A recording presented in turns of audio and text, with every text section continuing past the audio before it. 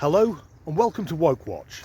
On a very wet and windy day, so the audio will be terrible, or even worse than normal.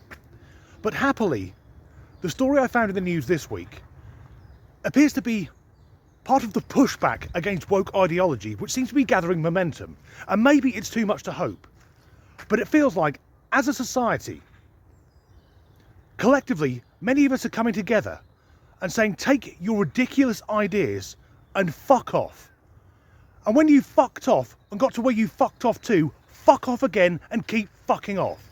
And if that upsets you, you woke little bastards, go and have a cry in your designated safe space. The story is this. Across the pond, over in the New World, an American research company sent out hundreds of phantom resumes.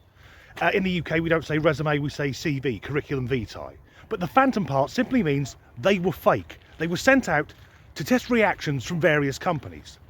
The name on all of these resumes was the androgynous Taylor Williams. And at this point, for me, as a Brit, the story gets very American, because something I've noticed when I've been to the USA is Americans often take a profession and then make it into a Christian name. Other faiths are available, because Taylor is someone who makes clothing.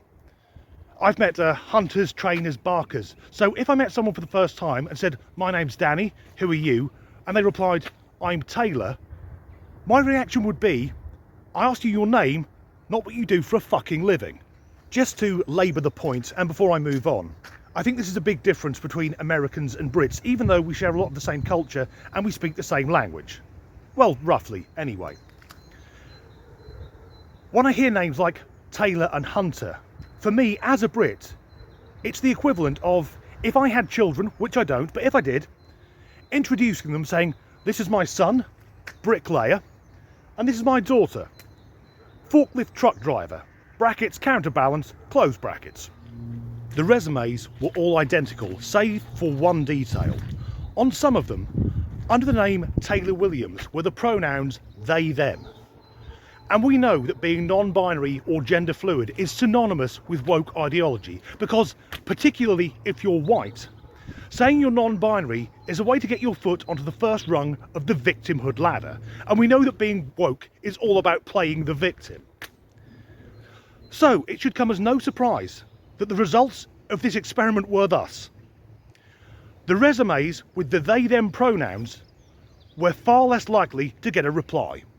But why would CVs or resumes with gender non-binary pronouns receive a less favourable reaction? This is my theory. I believe it holds water. Imagine you're working for a company and that company has advertised a job vacancy. A resume arrives under the name Taylor Williams.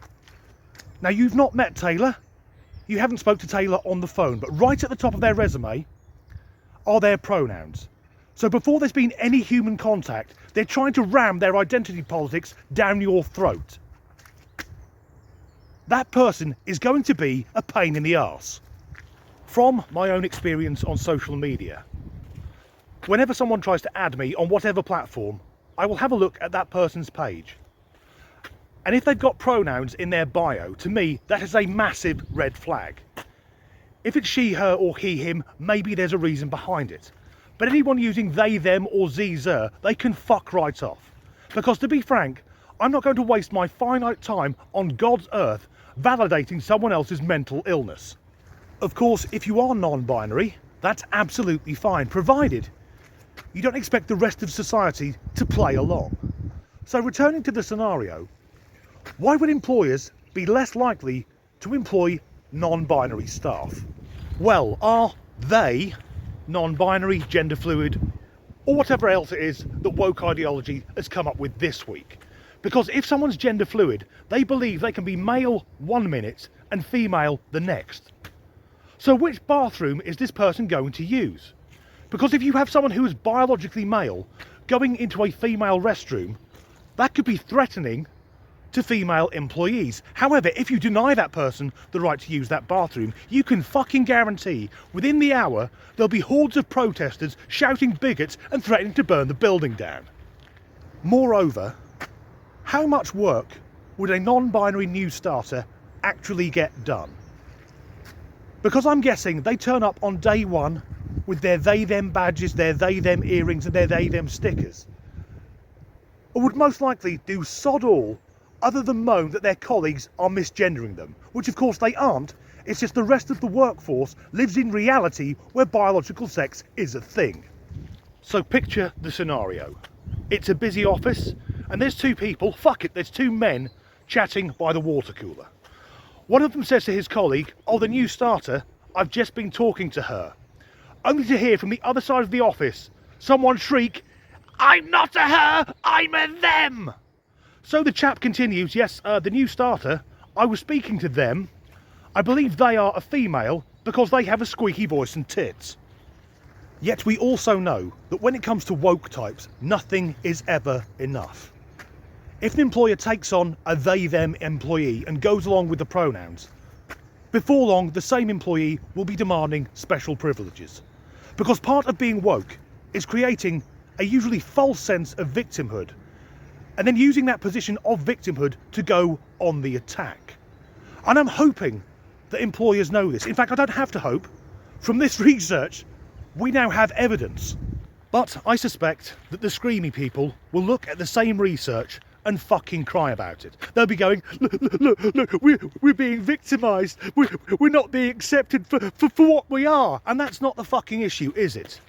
It's not that we don't accept what they are. They don't accept what they are. The gender binary is real. And we only use the pronouns they, them, either if we don't know the gender of the person being discussed or if it's plural. So if you are an individual, I will only refer to you as they or them if you've got two fucking heads.